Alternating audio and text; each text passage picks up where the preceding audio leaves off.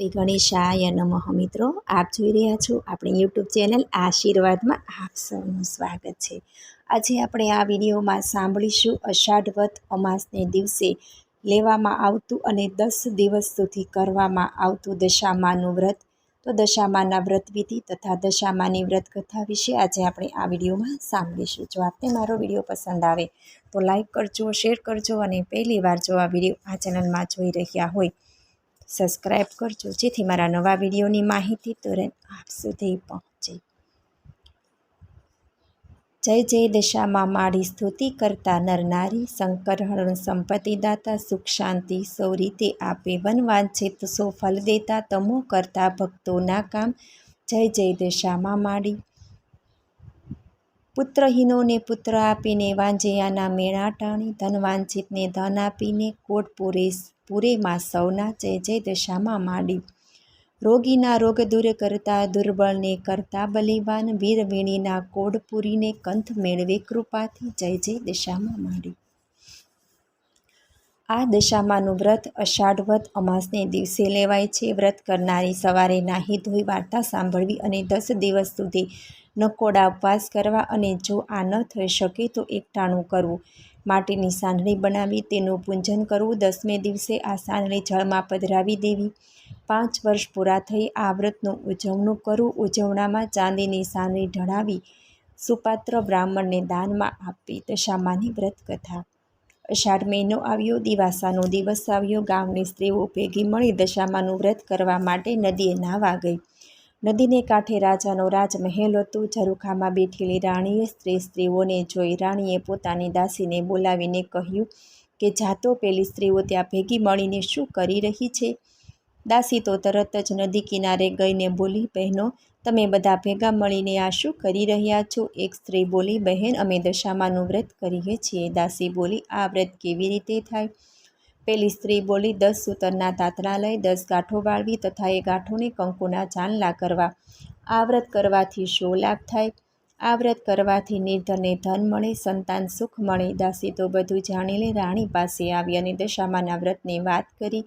રાણીબા તો આ સાંભળી પ્રભાવિત થઈ ગયા। તેમણે પણ મનોમન નક્કી કરી લીધું કે પોતે પણ દશામાનું વ્રત કરશે।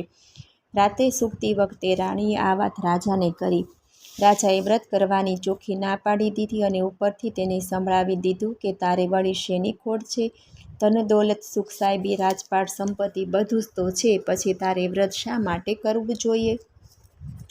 રાજાના આવા અહંકાર ભર્યા વચન સાંભળી રાણી નારાજ થઈ ગઈ। તે તો ખાધા પીધા વિના રિસાઈને સૂઈ ગયા। રાજાના અહંકાર ભર્યા વચન સાંભળીને દશામાં કોપાયમાન થયા। તે આખા રાજ્યમાં ફરી વળ્યા। વહેલી સવારે આખા નગરમાં અંધાધૂંધી ફેલાઈ ગઈ। ભંડાર ખાલી થઈ ગયો, કોઠાર પણ ખાલી થઈ ગયું। રાજ્યની પ્રજા ચીથરેહાલ થઈ ગઈ। રાજા રાણી તો હાથે પગે ચાલી નીકળ્યા। ચાલતા ચાલતા તેઓ ગામને પાદરે એક વાડીમાં ગયા। તેઓ થાક્યા પાક્યા ત્યાં આરામ કરવા બેઠા કે આખી વાડીના ફૂલો સુકાઈ ગયા। રાજા રાણી ત્યાંથી ચાલી નીકળ્યા, સાથે બંને કુંવરો પણ હતા। 4 જણા ચાલતા રાણીની બહેનપણીને ઘેર આવ્યા। બંને રાજકુંવારોને ખૂબ જ ભૂખ લાગી હતી, એટલે રાણીએ બહેનપણી પાસે ખાવાનું માગ્યું। એટલે તે ખીજાઈને બોલી કે જાજા રાણ ભિખારણ, મારા રાજ્યમાં આવી બટકું રોટલો માગતા તને લાજ ના આવી? આ વાવેણ સાંભળી તેઓ ત્યાંથી આગળ વધ્યા। રસ્તામાં એક વાવ આવી। બંને કુંવરોને ખૂબ તરસ લાગી હતી, એટલે તેઓ પાણી પીવા વાવમાં ગયા કે દશામાએ તેને વાવમાં ખેંચી લીધા। આ જોઈ રાજા રાણી કલ્પાત કરવા લાગ્યા। રાજાને ખાતરી થઈ ગઈ કે નક્કી આ બધું દશામાના વ્રતનું અપમાન કરવાનું કારણ જ છે।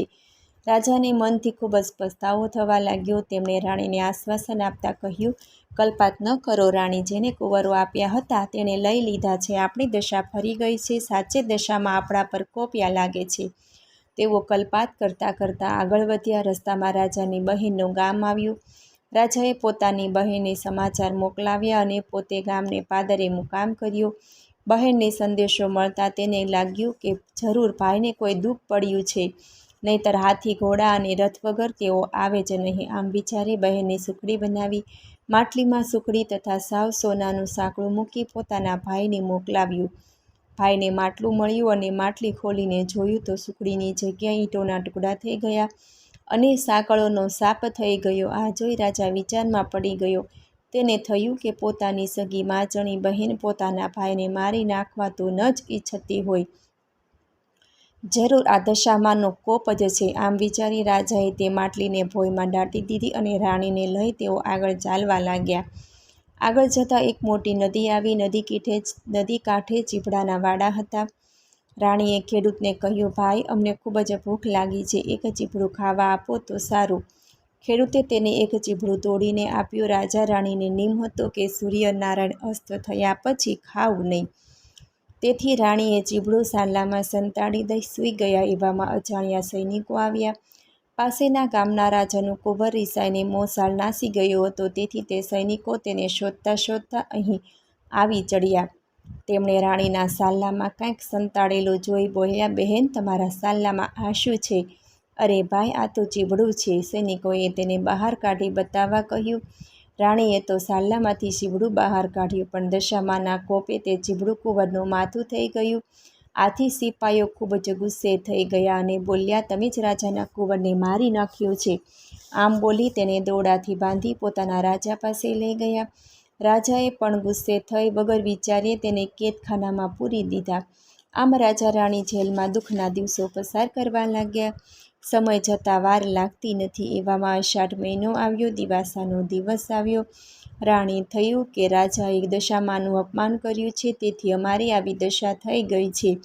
એટલે રાણીએ કારાવાસમાં દશામાનું વ્રત કરવાનું શરૂ કર્યું.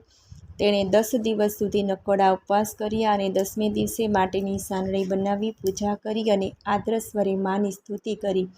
રાણીની ભક્તિ જોઈ દશામાં તેના પર પ્રસન્ન થયા. આથી તેઓ નગરના રાજાના સ્વપ્નમાં આવી બોલ્યા કે હે રાજન, તે આ રાજા રાણીને વગર વાંકે કારાવારમાં પૂર્યા છે, તો તેને છોડી દે. તારો કુંવર સવારે ઘેર આવી જશે. સવાર થતાં રાજાએ ઉઠીને જોયું તો કુંવર ઘરે આવી ગયો હતો. આથી રાજાએ જાતે જઈ પેલા રાજા રાણીને કેદખાનામાંથી મુક્ત કર્યા, તેમને માફી માંગી. પછી સારા વસ્ત્ર પહેરાવી તેને માનપાન સાથે વિદાય કર્યા. હવે રાજા રાણીને લાગ્યું કે આપણે વળતી દશા લાગી તો ચાલે આપણે ઘેર જઈએ. તેઓ ચાલતા ચાલતા બહેનને ગામને પાદરે આવ્યા. રાજાએ ત્યાં જઈ પેલી માટલી ખોદીને કાઢી અને ઉઘાડીને જોયું તો તેમાં સરસ મજાની સુખડી અને સોનાનું સાંકળું હતું. રાજા તે સુખડી અને સાંકળું લઈ વાવ પાસે આવ્યા. ત્યાં દશામાં તેમના બંને કુંવરોને લઈને ઊભા હતા. રાજા રાણી આવ્યા એટલે તેમનો કુંવર તેમને સોંપી દીધા. રાજાએ તેને પૂછ્યું, તમને આ કુંવરો ક્યાંથી મળ્યા? તેના જવાબમાં દશામાં પોતાના અસલ સ્વરૂપમાં પ્રગટ થયા અને તેને આશીર્વાદ આપતા કહ્યું, હવે તમારી વળતી દશા થઈ છે, તો તમે આ વ્રતનો મહિમા સમજો અને તમારું રાજ્ય સંભાળી લો. રાજા રાણી દશામાના ચરણોમાં ઢળી પડ્યા અને તેમની માફી માંગી. રાજા રાણી અને કુંવર ત્યાંથી ચાલી નીકળ્યા. જે બહેનપણીએ પહેલાં જાકારો આપ્યો હતો તે અત્યારે ઓરડા બહાર ઊભી હતી. તેણે રાણીને ઓળખી, ભેટી પડી અને બોલી, બહેન, બહુ દિવસે આવ્યા, આજે તો તમને હું નહીં જ જવા દઉં.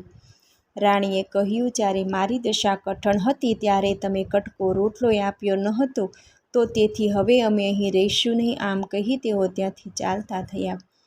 ચાલતા ચાલતા તેઓ ગામને પાદરે આવેલી વાડીમાં આવ્યા. સુકાયેલી વાડી તેના આવતા લીલીછમ થઈ ગઈ.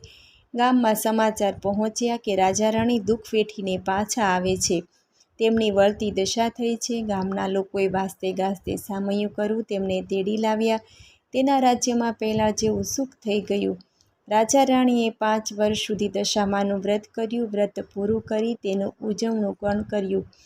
જય દશામાં, તમે જેવા રાજા રાણીને ફળ્યા તેવા વ્રત કરનારને ફળજો. આ કથા વાર્તા સાંભળનાર વાંચનાર સૌને ફળજો. જય દશામાં. મને સાંભળવા બદલ ધન્યવાદ. જો આપને મારો વિડીયો પસંદ આવે તો લાઈક કરજો, શેર કરજો અને પહેલીવાર જો આ વિડીયો આ ચેનલમાં જોઈ રહ્યા હોય તો સબસ્ક્રાઈબ કરજો, જેથી મારા નવા વિડીયોની માહિતી તુરંત આપ સુધી પહોંચે. ધન્યવાદ. જય શ્રી કૃષ્ણ.